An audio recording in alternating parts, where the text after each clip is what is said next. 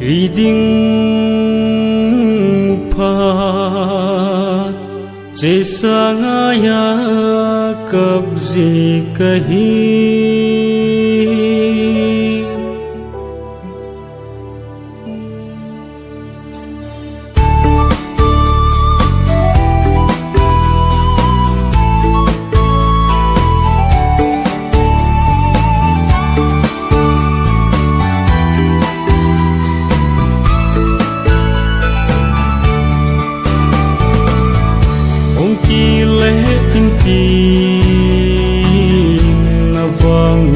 Zinka kape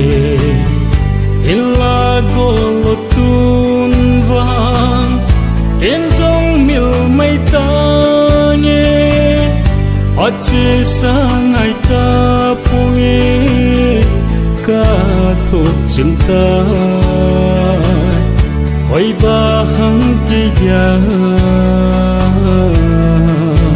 lung mona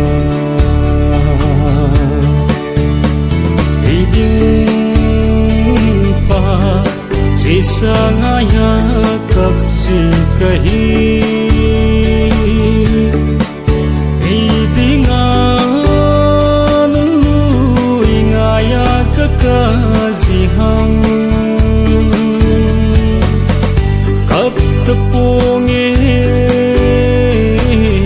ngai tepunge kalon hinandi kipana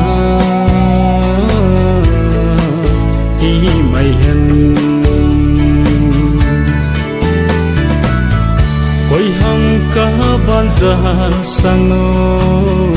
koi ham pul dau sang ding wang se hin ko nang be in lung mong in mei la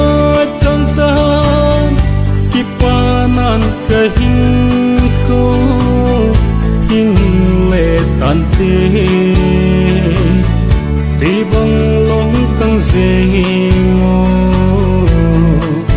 lon hi zong iding pa che sangaya kabzi kahi idingan lu ingaya kakazi hang kap tepunge tepunge kalon hinandi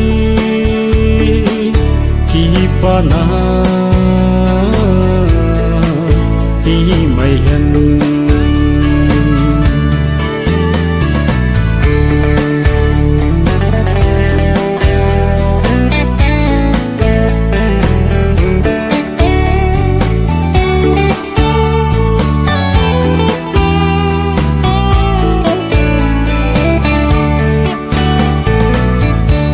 si hin khonang in ni la kang jing tu kaphat chin sa ho el do sa da hi in kahin kho chom cha hi no min leng ta nye iding phat che sa ngaya kap kahi iding pa che sangaya kabzi kahi idingan lu ingaya kakazi hang kap tepunge